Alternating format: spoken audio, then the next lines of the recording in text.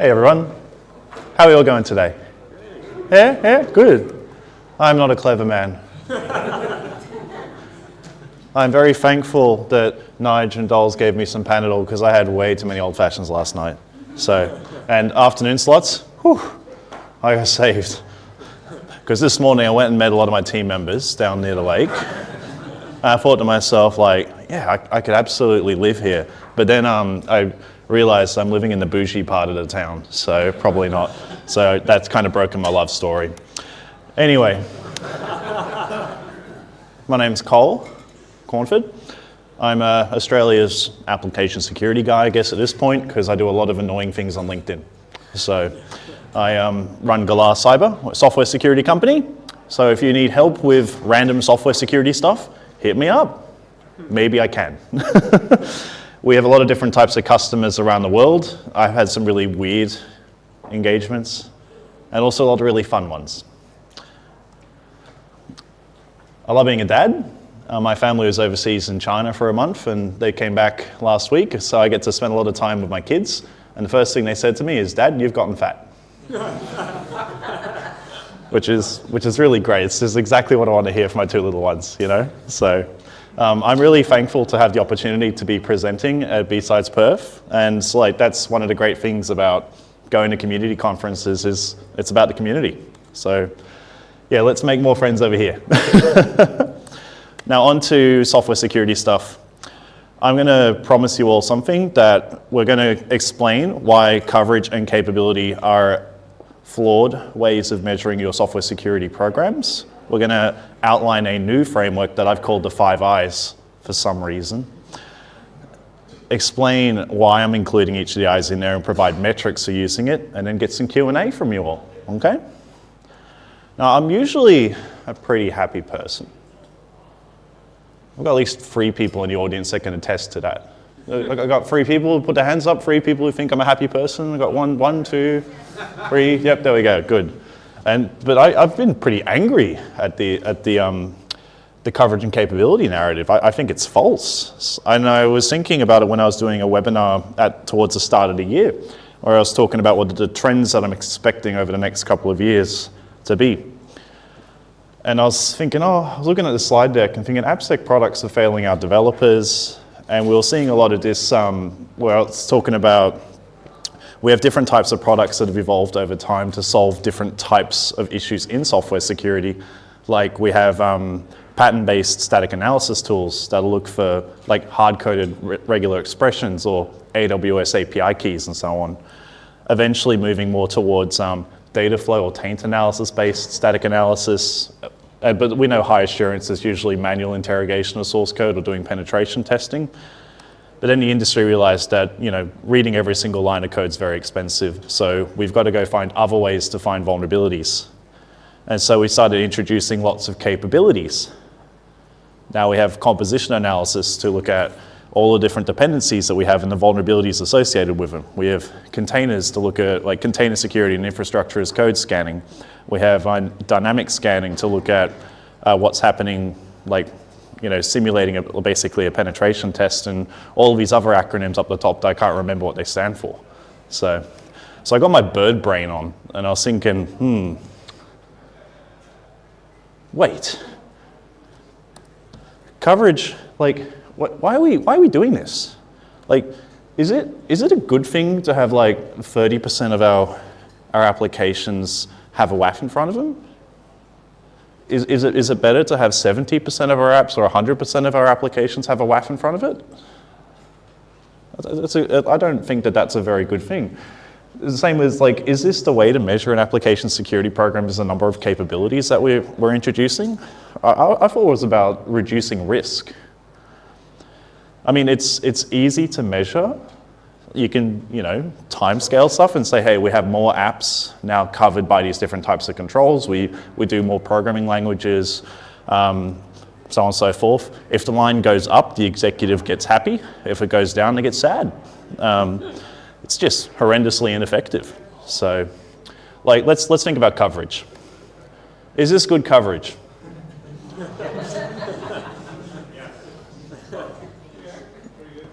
Yeah. Why is it good coverage?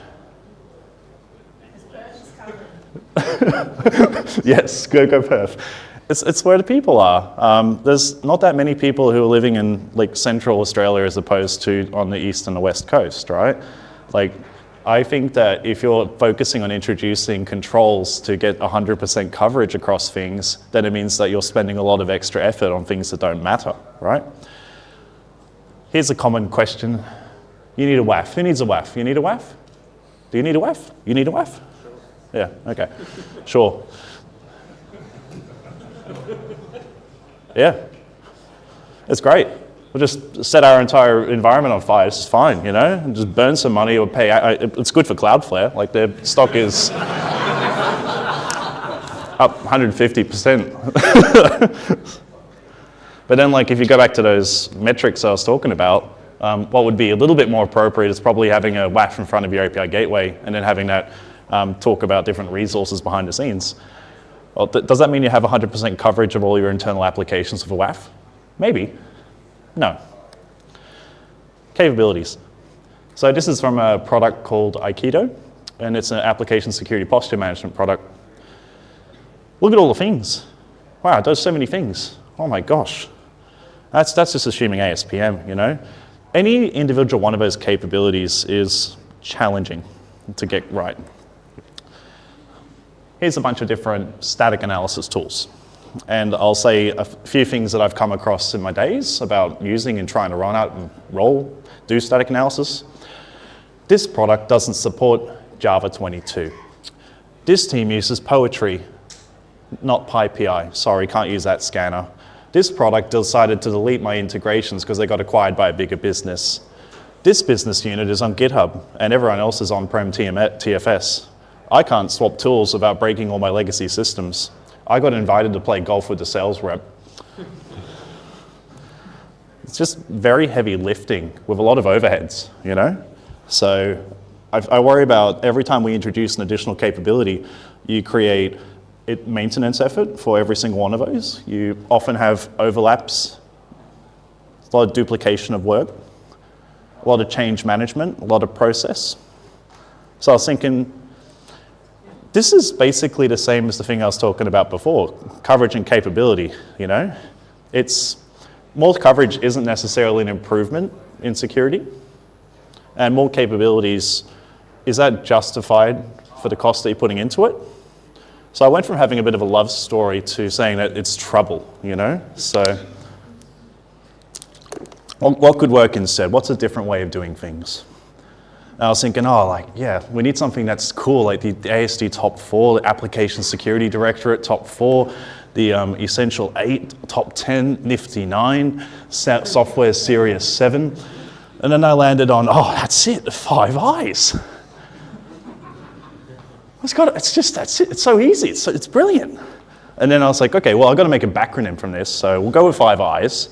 I want it to be risk-oriented because I see so many people who just misunderstand what risk is. Like, is an open door a problem? What? Yeah, entirely situational, you know?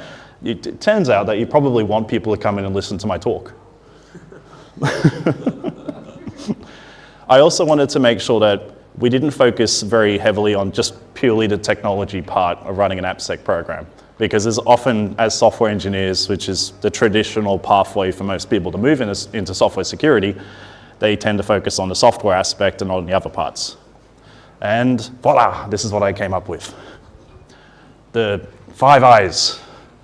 You can inform, understand like the threats, your current state and what your business goals are. You iterate, because you can't stop learning and you need to keep improving. You need to innovate because every business is unique. And you can build unique solutions for them. Integrate, because tech doesn't play nice with each other. And influence, because sometimes you need a stick and sometimes you need a carrot. Yeah, I know. Like, why didn't I think about it? There's six up there, but it's 5 eyes, okay? So let's start with the first one, which is innovate. Who works at an enterprise? Is this calendar familiar? So where's the managers and directors in the room? Just love this. You have two things that happens when your calendar ends up like this, which it invariably does. This is the only time I get work done, late at night. Or, well, I'm just going to go put my hard hat on and start firefighting constantly because I got no capacity to actually think about things. Everyone agree with that statement? Who are the late nighters and who are the firefighters? Firefighters, hands up. Yeah, late nighters? I feel bad for you two. You shouldn't be late nighters, you work for me. Main thing is that if you're either having to use all your outside of work hours to think about work, that's not so great. And if you're firefighting constantly at work, that's also terrible. You've got no time to think about things. And that means that you're not necessarily doing the right things, you're just doing things right. One of the things back in the day that Google did was this idea of 20% time, where they'd say, hey, 1 day a week, as long as you spend it building something, maybe you can innovate and come up with something cool. And they did. They had Google News, they had Google AdSense, Gmail and Google Maps came all out of that 20% time, just telling smart people to go off and figure things out for themselves. And then they became an enterprise and killed it. But I still like the concept. I like the idea of like having some, capacity walled off, because those success stories come from having some capacity available to actually innovate about stuff, right? Like one example I have is GoSDL. So that came about because of Slack. So Slack had issues with getting engineers to be doing a lot of just like self-service about understanding what requirements they had. So they built this product called GoSDL in that innovative time to help get them to start doing like secure by design checks and self-serve that. A local company that people have heard of called Seek built this product, Listo, very similar, but it was done independently to Slack.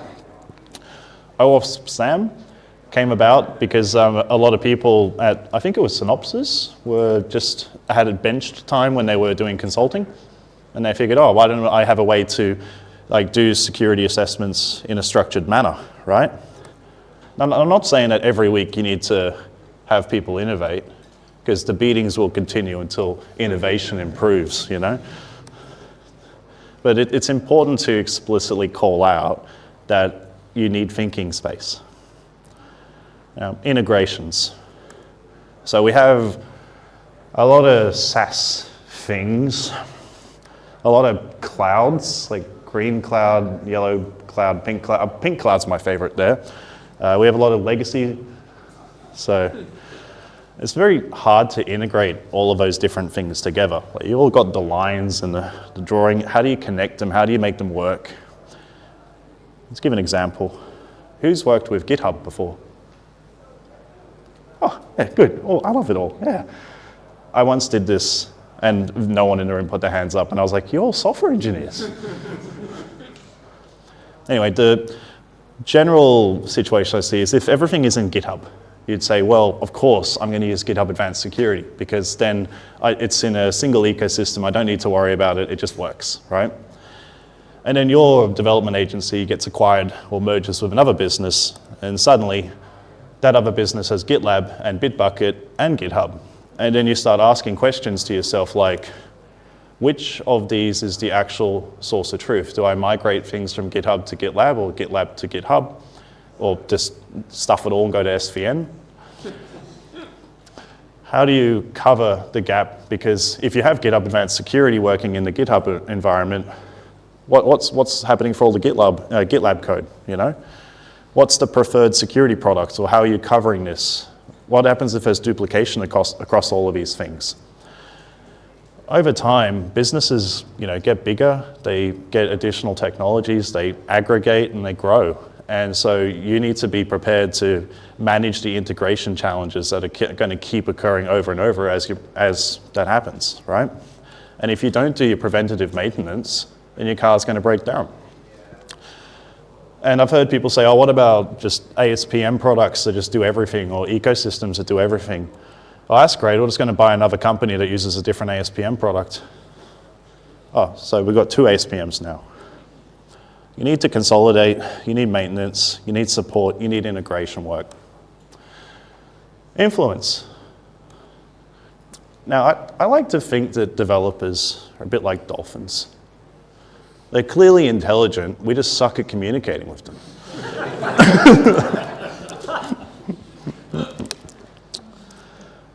We need to convince people to do software security. It's not so easy. The most common way to see it, sticks and carrots. See with the stick, you put a door up, you block and frustrate people, and they're going to try to find ways to get around the door. With the carrot, it's more of a doormat. You can just have people walk all over you. And like, what security are you actually introducing to the business if you don't actually meaningfully change behavior of people, right? So it needs to be a bit of a healthy balance, right? Does anyone know the marshmallow experiment they did like 30, 40 years ago with kids? They basically gave a bunch of kids a marshmallow and said, if you don't eat the marshmallow in 15 minutes, you get another marshmallow. And then they reevaluated those kids later in life and saw that the ones who could wait and had the self-discipline to just chill and get the 2 marshmallows ended up becoming lawyers and doctors and more high-demand professions and doing more successful in life because they had that inner discipline.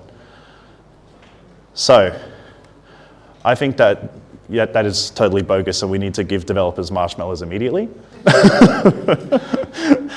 I don't have time to wait because they're going to move on, they're going to get new jobs. Like the average tenure for a developer is like 1.1 years. So if you're trying to spend like a year building a relationship with them and getting them to think about the right behaviors and so on, they've already moved to the next job. So you need to do things that change behavior immediately. So you can look at all of the positive, nice, beautiful things to do, like give rewards for good stuff or tell people that they're really smart and handsome. Look at all of the vision for software security of the world. Give them recognition, give them swag. Or you can go the other way and go full authoritarian and say, I'm disappointed. Create friction, make it hard for them to do their jobs. Put contracts that say, don't be dumb, don't introduce security vulnerabilities. Have objectives, have accountability. You need to have a balance between carrots and sticks. Otherwise, when we're going out and marketing and educating our workforce and trying to get them to do the things that we want them to do, they're not going to listen to us, right? And we need to do that, even our JavaScript developers, And don't just stick it in a policy. No one's reading it. Never, they won't. Iteration. Now, businesses change over time, and so do the risks that they have. What kind of issue is this? I'd say, and do we have any exploitation developers in the audience that might be experts at this? Is it a user after trade? I don't know, you're the researcher. You tell me. Anyway, 20, 30 years ago, this was like the most common type of security vulnerability people were talking about was like buffer overflows. And like nowadays, like people are starting to think of concepts like prompt leakage or goal hijacking and so on. So like the types of attacks and the things that we need to be protecting against and the technologies that we're protecting have fundamentally changed, right? And so if we're not iterating on our programs, we're not preparing and changing what we're doing for that. So yeah, our AppSec activities need to change with the technology that we're using.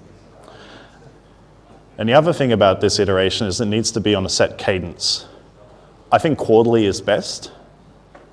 I think doing it faster than that, if your team allows you to do that, because some companies are really good at doing things in short cycles, like sprints, 2-week sprints, month sprints.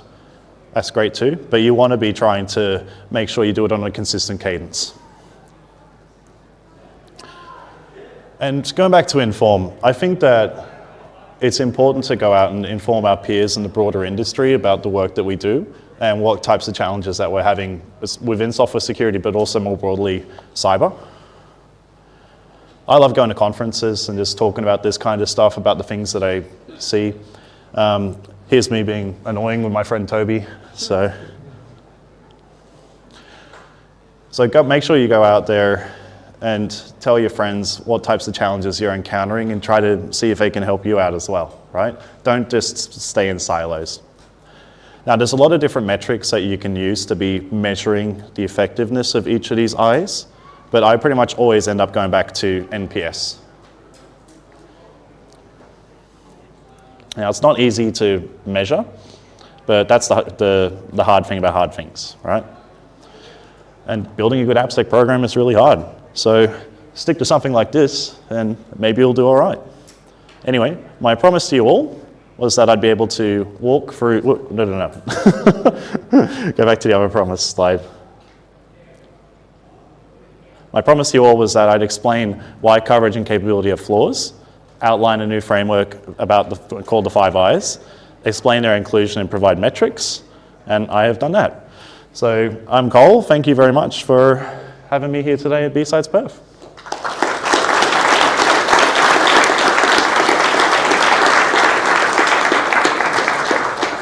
Any questions at all for Cole?